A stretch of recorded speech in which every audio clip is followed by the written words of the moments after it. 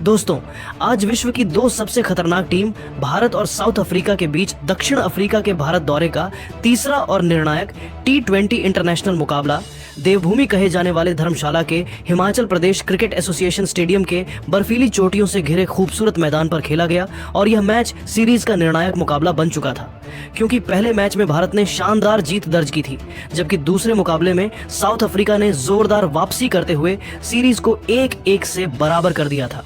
इस मैच की विजेता टीम सीरीज में 2-1 की निर्णायक बढ़त बनाकर ट्रॉफी पर अपनी दावेदारी को मजबूत कर लेती।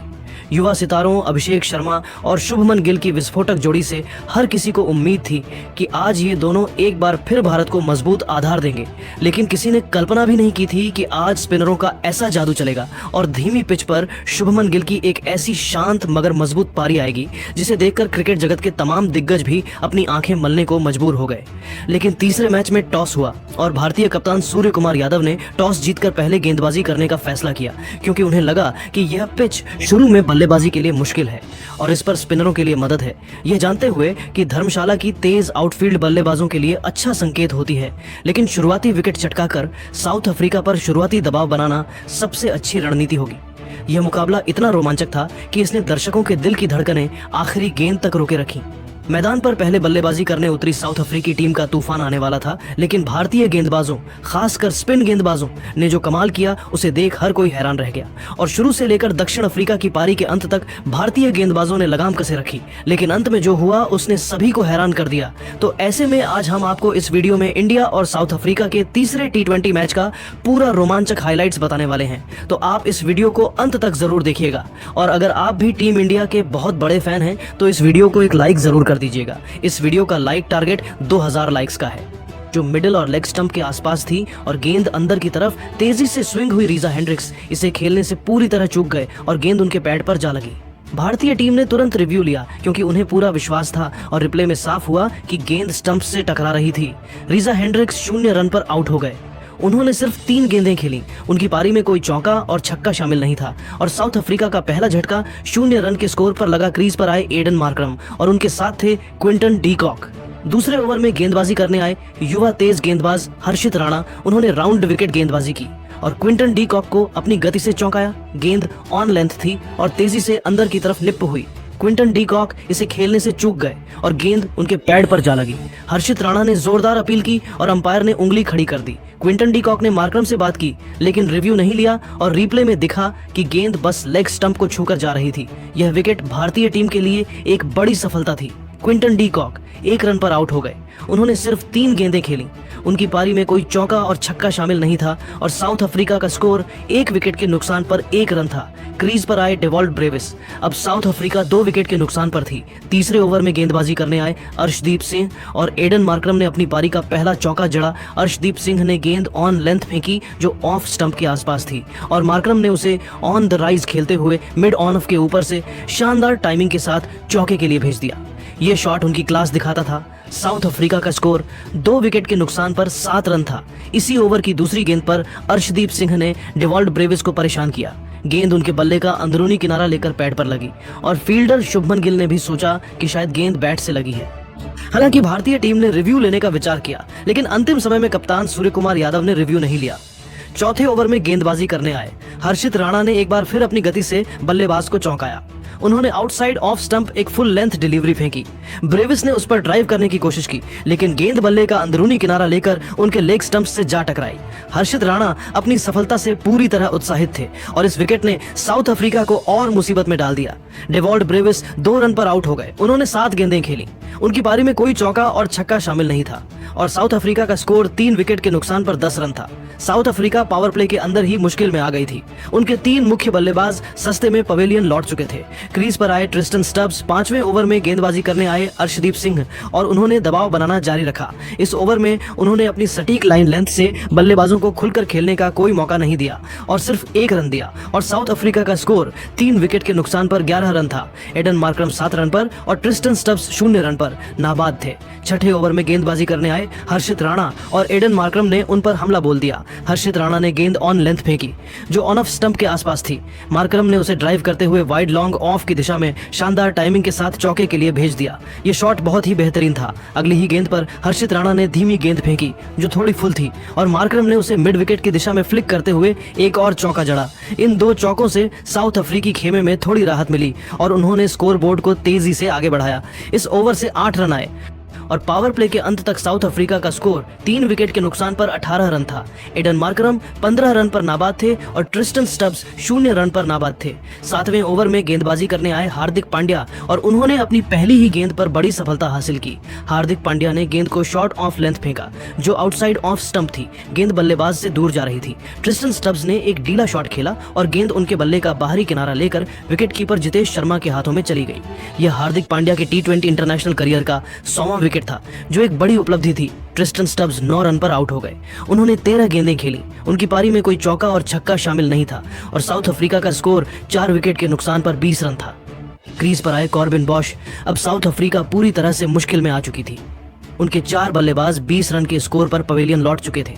8वें ओवर में गेंदबाजी करने आए वरुण चक्रवर्ती और उन्होंने अपनी रहस्यमयी स्पिन गेंदबाजी से बल्लेबाजों को बांधे रखा। उनकी सटीक लाइन लेंथ और वेरिएशन ने बल्लेबाजों को खुलकर खेलने का कोई मौका नहीं दिया।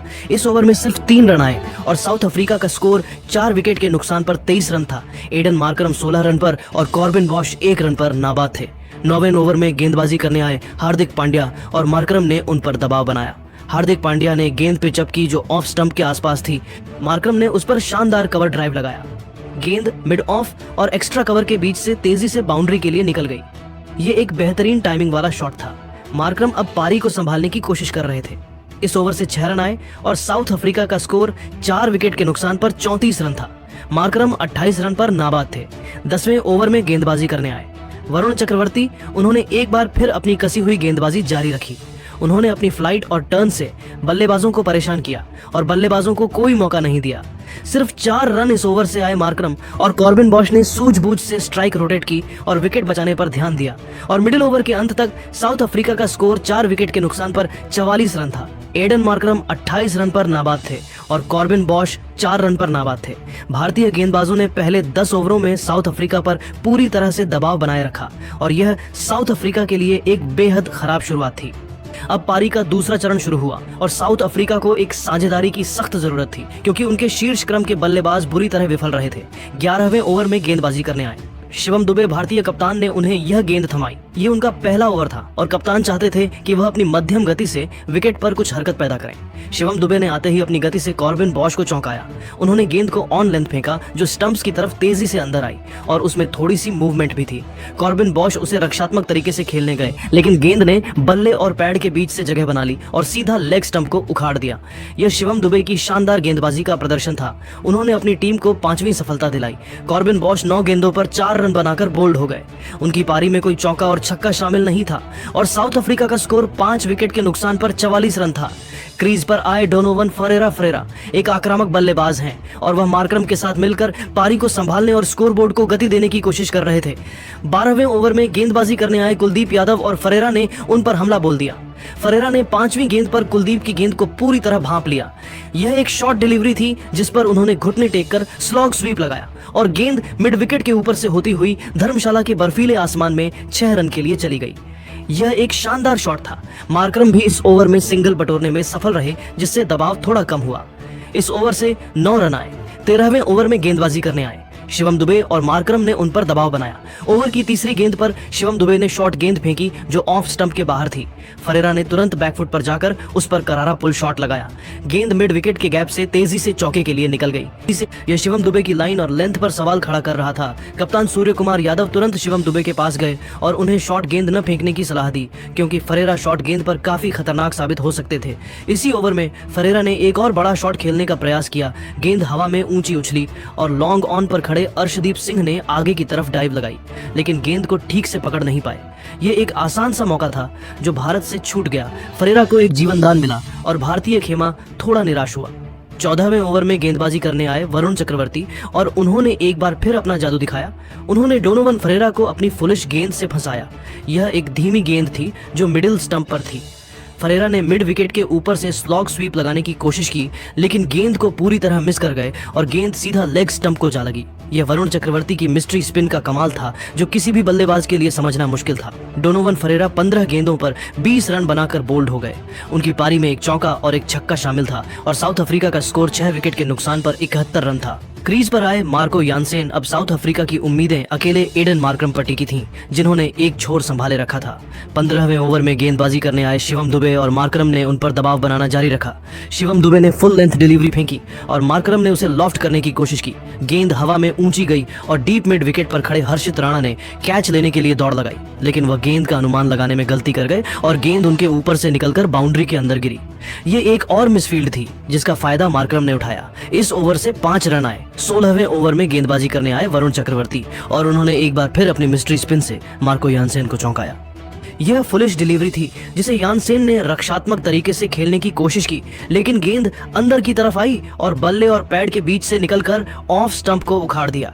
यह वरुण चक्रवर्ती का दूसरा विकेट था। उन्होंने अपनी टीम के लिए 7वीं सफलता हासिल की।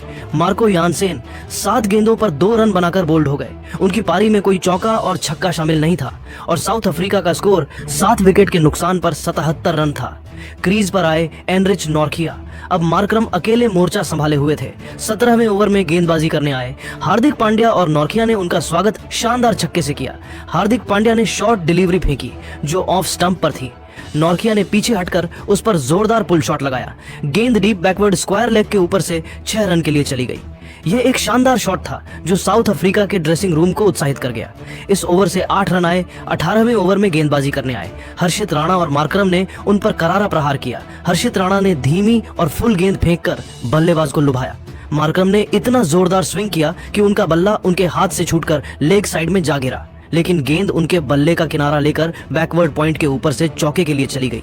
अगली ही गेंद पर हर्षित राणा ने एक और धीमी गेंद फेंकी, लेकिन इस बार मार्करम ने पूरी ताकत से स्लॉग लगाया। गेंद ने बल्ले का किनारा लिया और डीप एक्स्ट्रा कवर बाउंड्री को पार कर गई। यह मार्करम का 10वां T20 इंटरनेशनल अर्धशतक था और उन्होंने अकेले दम पर साउथ अफ्रीका की पारी को संभाला। अगली गेंद पर हर्षित राणा ने धीमी गति से इन टू द विकेट गेंद फेंकी, लेकिन मार्करम ने उसे भांप लिया और सीधा साइड स्क्रीन के ऊपर से 6 रन के लिए भेज दिया। इस ओवर से कुल 17 रन आए और मार्करम ने साउथ अफ्रीका का स्कोर 100 रन के पार पहुंचाया। मार्करम 61 रन पर नाबाद थे और नॉर्किया 12 रन पर नाबाद थे। 19वें ओवर में गेंदबाजी करने आए अर्शदीप सिंह और उन्होंने एक बार फिर अपनी सटीक यॉर्कर और वेरिएशन से एडन मार्करम को फंसाया। अर्शदीप सिंह ने फुल लेंथ डिलीवरी फेंकी जो एंगल बनाकर बल्लेबाज से दूर जा रही थी। मार्करम ने उस पर जोरदार प्रहार करने की कोशिश की, लेकिन गेंद उनके बल्ले का हल्का किनारा लेकर विकेटकीपर जितेश शर्मा के हाथों में चली गई। मार्करम ने एक पल के लिए निराशा में खड़े रहे, फिर पवेलियन की ओर चल दिए।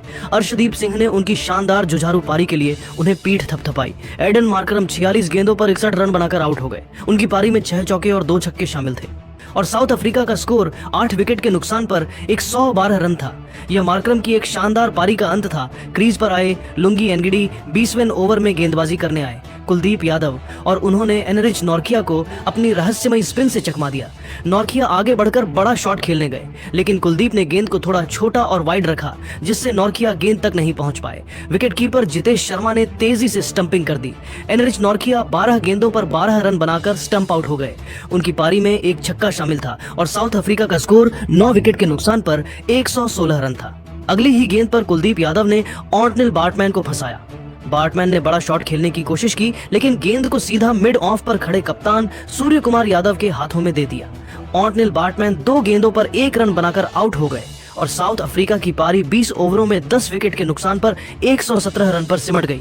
भारतीय गेंदबाजों ने शानदार प्रदर्शन किया। अर्शदीप सिंह 2 विकेट लिए 13 रन देकर, हर्षित राणा ने 2 विकेट लिए 34 रन देकर, हार्दिक पांड्या ने 1 विकेट लिया 23 देकर, वरुण चक्रवर्ती 2 विकेट लिए 11 रन देकर और कुलदीप यादव 2 विकेट लिए 11 रन देकर ने मिलकर साउथ अफ्रीका को एक छोटे स्कोर पर रोका और मार्करम की जुझारू पारी के बावजूद साउथ अफ्रीका सिर्फ 117 रन ही बना पाई।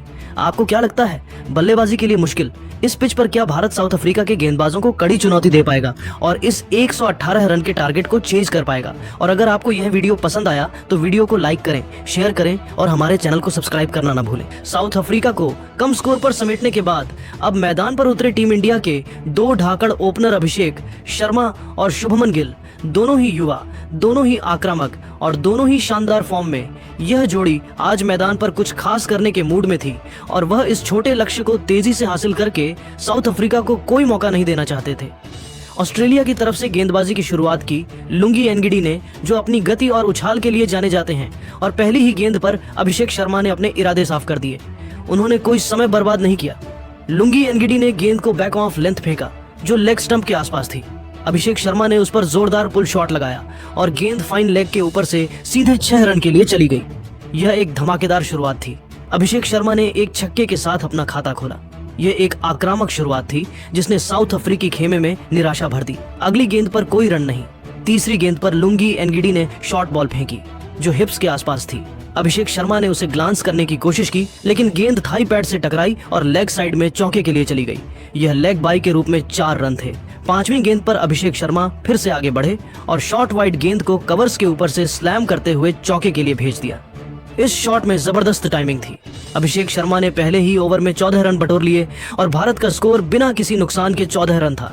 दूसरे ओवर में गेंदबाजी करने आए मार्को यानसेन, जो अपनी लंबाई का फायदा उठाते हैं, और शुभमन गिल ने भी अपना खाता खोला। मार्को यानसेन ने फुल गेंद फेंकी जो ऑफ स्टंप के बाहर थी।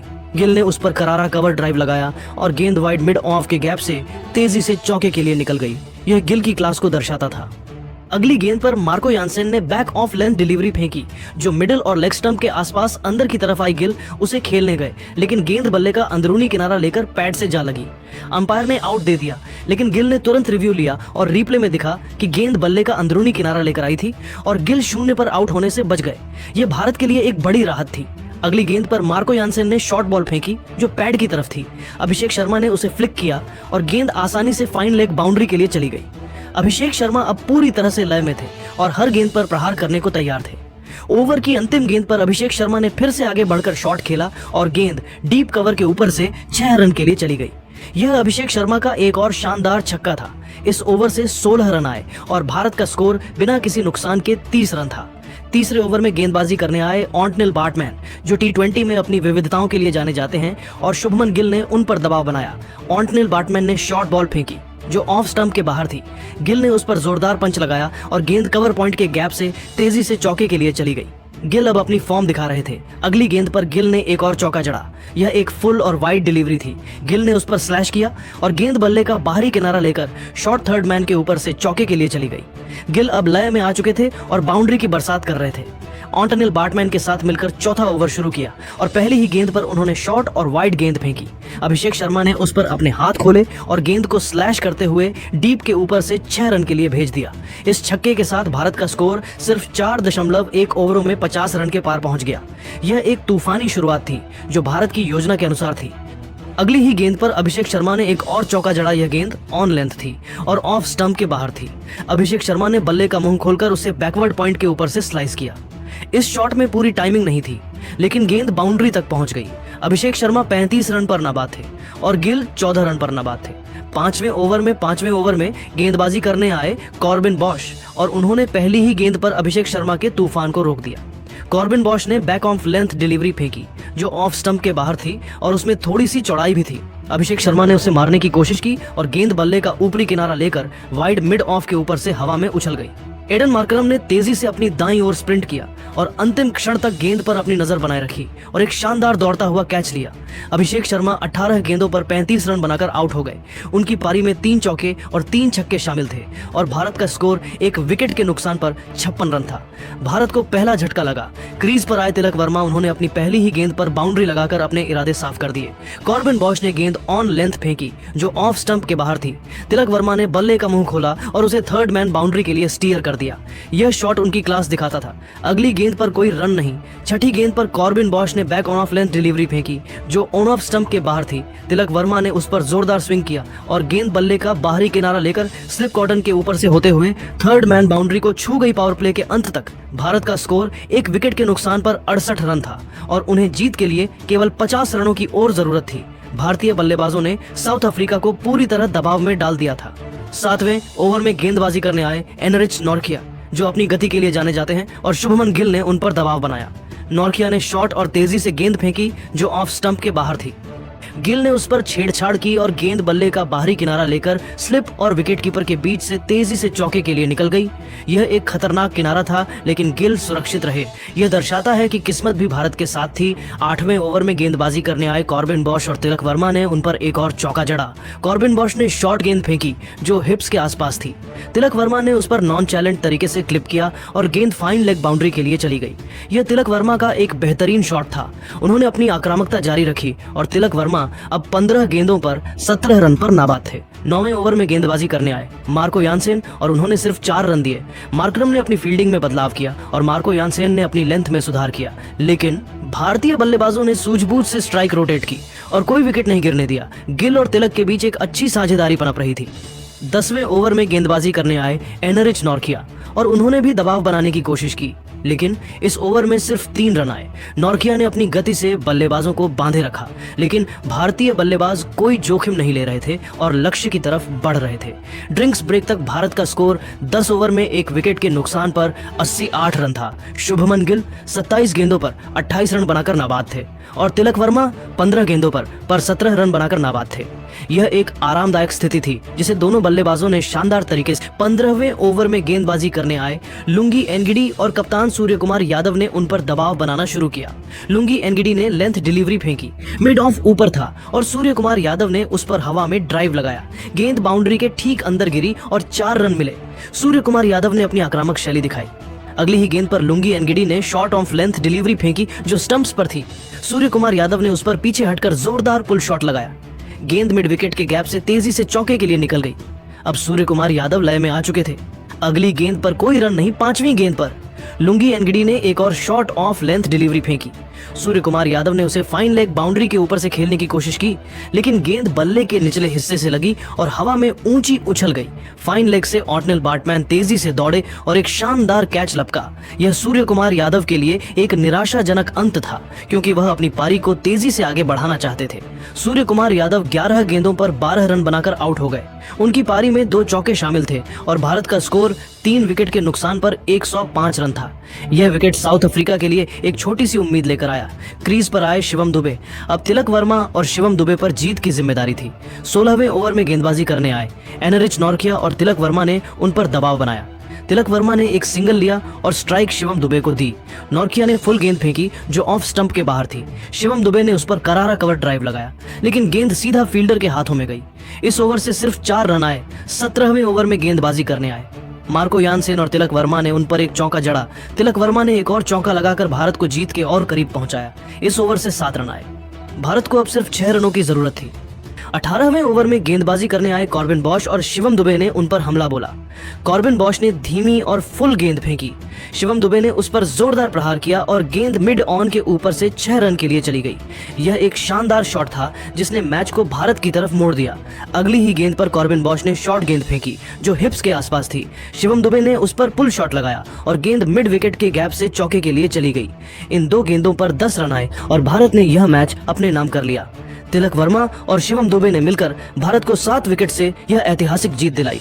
तिलक वर्मा 18 गेंदों पर 24 रन बनाकर नाबाद रहे। उनकी पारी में 2 चौके 2 छक्के शामिल थे और शिवम दुबे 3 गेंदों पर 10 रन बनाकर नाबाद रहे। उनकी पारी में 1 चौका और 1 छक्का शामिल था। भारत ने यह लक्ष्य 15.5 ओवर में हासिल कर लिया और साउथ अफ्रीका को 7 विकेट से हराकर सीरीज 2-1 से अपने नाम कर ली। भारतीय बल्लेबाजों ने मुश्किल पिच पर भी शानदार प्रदर्शन किया और अपने इरादे साफ कर दिए। यह जीत भारतीय क्रिकेट के भविष्य के लिए एक बड़ा संकेत है। साउथ अफ्रीका के गेंदबाजों ने पूरी कोशिश की, लेकिन 118 रनों का लक्ष्य उनके लिए काफी नहीं था। तो दोस्तों, आपके हिसाब से टीम इंडिया की इस जीत का असली हीरो कौन है? तिलक वर्मा या शिवम दुबे? अपनी राय कमेंट में जरूर बताइएगा। और अगर आपको यह वीडियो पसंद आया तो वीडियो को लाइक करें, शेयर करें और हमारे चैनल को सब्सक्राइब करना ना भूलें।